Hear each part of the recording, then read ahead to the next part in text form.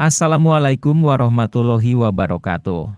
Selamat datang di channel Inspirasi Sahabat Muslim.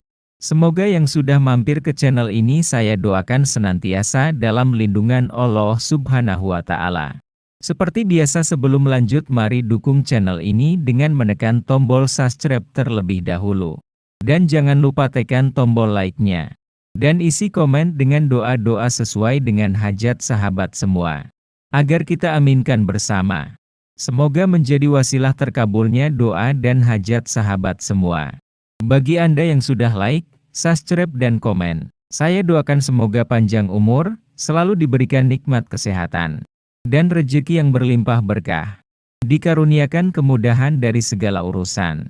Amin Allahumma amin. Kisah orang beriman, yang dibakar dalam parit hidup-hidup. Kisah ini dikenal dengan kisah Ashabul Uhdud, yaitu cerita mengenai sekelompok orang yang membakar orang beriman dalam parit. Orang yang beriman ini tetap teguh pada keimanan mereka kepada Allah, hingga raja di masa itu marah, dan membakar mereka hidup-hidup. Kisah ini mengajarkan tentang kesabaran dalam berpegang teguh pada kebenaran, meskipun harus disakiti. Kisah ini disebutkan dalam firman Allah, "Demi langit yang mempunyai gugusan bintang, dan hari yang dijanjikan, dan yang menyaksikan, dan yang disaksikan. Binasa, dan terlaknatlah mereka, orang-orang yang membuat parit yang berapi, yang dinyalakan dengan kayu bakar, ketika mereka duduk di sekitarnya, sedang mereka menyaksikan apa yang mereka perbuat terhadap orang-orang yang beriman. Dan mereka tidak menyiksa orang-orang mukmin itu, melainkan karena orang-orang mukmin itu beriman kepada Allah, yang Maha Perkasa lagi Maha Terpuji, yang mempunyai kerajaan langit dan bumi. Dan Allah Maha menyaksikan segala sesuatu." Quran Surat Al-Buruj ayat 1-9. Kisah selengkapnya mengenai Ashabul Uhdud diceritakan dalam hadits yang panjang berikut. Dari Syuhaib, Rasulullah Shallallahu Alaihi Wasallam bersabda, "Dahulu ada seorang raja dari golongan umat sebelum kalian, ia mempunyai seorang tukang sihir. Ketika tukang sihir tersebut berada dalam usia senja, ia mengatakan kepada raja bahwa ia sudah tua, dan ia meminta agar dikirimkan anak yang akan jadi pewaris ilmu sihirnya. Maka kemudian, ada seorang anak yang diutus padanya. Selanjutnya, tukang sihir tersebut lalu mengajarinya. Di tengah perjalanan ketika ingin belajar sihir, anak ini bertemu seorang rahib atau pendeta, dan ia pun duduk bersamanya, dan menyimak nasihat si rahib tersebut. Ia pun begitu takjub pada nasihat-nasihat yang disampaikan si rahib. Saat ketika datang kembali waktunya dia belajar sihir, dan mendatangi tukang sihir tersebut. Ia pun lantas masih menyempatkan diri, menemui rahib tersebut dan duduk bersamanya. Namun akhirnya, dia pun terlambat mendatangi tukang sihir. Si tukang sihir tersebut kecewa dan marah, akhirnya anak tersebut dipukul. Maka ia pun lantas mengadukannya pada rahib. Rahib pun berkata kepada anak tersebut, "Jika engkau khawatir pada tukang sihir tersebut, maka katakan saja bahwa keluargaku menahanku.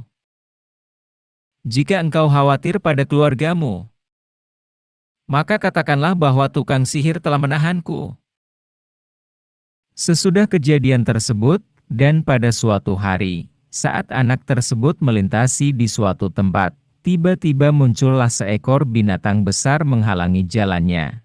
Sedangkan, jalan tersebut akan dilalui orang banyak. Lantas anak itu lalu berkata, "Pada hari ini saya akan mengetahui, apakah penyihir itu yang lebih baik, ataukah rahib itu?" Ia pun lalu mengambil sebuah batu, dan kemudian berkata, "Ya Allah, apabila perkara rahib itu lebih dicintai di sisi MU daripada tukang sihir itu, maka bunuhlah binatang ini, sehingga orang-orang dapat berlalu, melanjutkan perjalanannya." Lalu ia melempar batu tersebut, dan kemudian terbunuhlah binatang itu. Lalu orang-orang bisa melintasi jalan tersebut. Kemudian suatu hari ia mendatangi sang rahib itu, dan mengabarkan hal tersebut. Setelah cerita dari anak itu, lantas rahib tersebut pun mengatakan, "Wahai anakku, saat ini engkau lebih mulia dariku. Keadaanmu sudah sampai pada tingkat sesuai apa yang saya lihat. Sesungguhnya engkau akan mendapat cobaan. Maka jika benar demikian, janganlah engkau menyebut namaku." Kemudian setelah itu, di kemudian hari ada sesuatu yang tidak pernah diduga. Anak itu tiba-tiba mendapatkan sesuatu anugerah. Bisa menyembuhkan orang buta, dan orang yang berpenyakit kulit.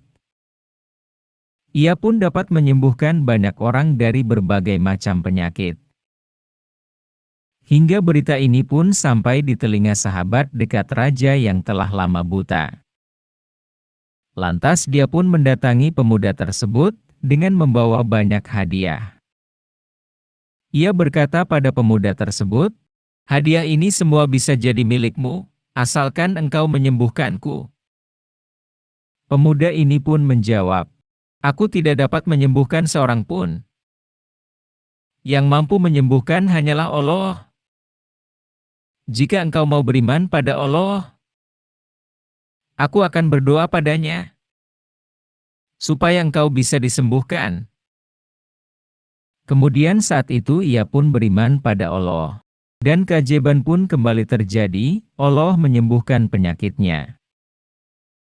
Sahabat raja yang sudah sembuh dari penyakitnya bertahun-tahun itu, kemudian mendatangi raja, dan ia duduk seperti biasanya. Sang raja pun bertanya padanya, "Siapa yang menyembuhkan penglihatanmu?" Lantas sahabat raja pun menjawab, "Rabku, Allah." Raja pun kaget dengan apa yang diucapkan sahabatnya. "Apa engkau punya Rab atau Tuhan selain aku?" Sahabatnya pun berkata, "Rabku dan Rabmu itu sama, yaitu Allah." Kemudian sang raja lantas menindaknya, dengan menghukum sahabatnya.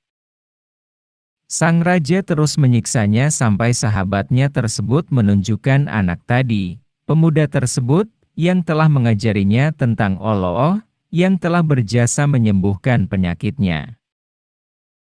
Sang raja pun memerintahkan prajuritnya, untuk memanggil anak tersebut.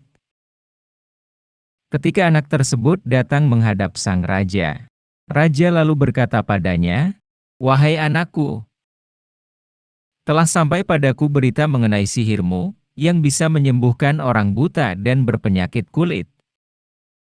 Serta engkau dapat melakukan ini dan itu."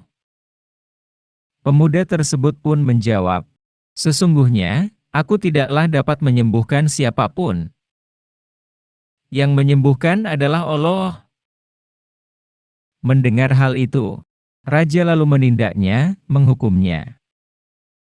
Ia terus menyiksanya, sampai anak tersebut berkata, jika pendetalah yang menjadi gurunya. Kemudian mendengar hal itu, sang raja pun memerintahkan prajuritnya untuk mencari si pendeta.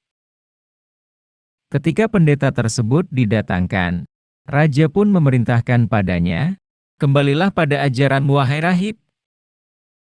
Namun pendeta itu pun enggan.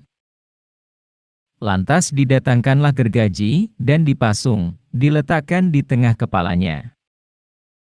Lalu kemudian dibelahlah kepalanya sang rahib tersebut, dan terjatuhlah belahan kepalanya. Setelah itu, selanjutnya sahabat dekat raja tersebut didatangkan pula. Ia pun diperintahkan hal yang sama dengan pendeta. "Kembalilah pada ajaranmu." Namun sahabat raja pun enggan. Lantas, terjadilah hal yang sama dengan nasib sang rahib tadi. Didatangkanlah gergaji, dan dipasungkan di tengah kepalanya. Lalu dibelahlah kepala sahabat raja itu, hingga terjatuhlah belahan kepala tersebut. Kemudian giliran pemuda tersebut yang didatangkan. Ia pun diperintahkan hal yang sama. Kembalilah pada ajaranmu, wahai pemuda. Dan sama juga, pemuda tersebut pun menjawab enggan. Kemudian anak atau pemuda tersebut diserahkan kepada pasukan raja. Lanjut raja berkata, "Pergilah kalian bersama pemuda ini, ke gunung ini dan itu. Lalu dakilah gunung tersebut bersamanya. Jika kalian telah sampai di puncaknya, lalu ia mau kembali pada ajarannya, maka bebaskan dia. Namun jika tidak, maka lemparkanlah ia dari gunung tersebut." Lantas pasukan raja tersebut pergi bersama pemuda itu dengan mendaki gunung sesuai perintah sang raja. Lalu saat di perjalanan pemuda ini berdoa, "Ya Allah, cukupilah aku dari tindakan mereka dengan kehendak-Mu." Maka tiba-tiba gunung pun lantas berguncang, dan semua pasukan raja akhirnya jatuh dan meninggal di tempat. Lantas pemuda itu pun kembali berjalan mendatangi sang raja. Ketika sampai, raja berkata pada pemuda tersebut, "Apa yang dilakukan teman-temanmu tadi?"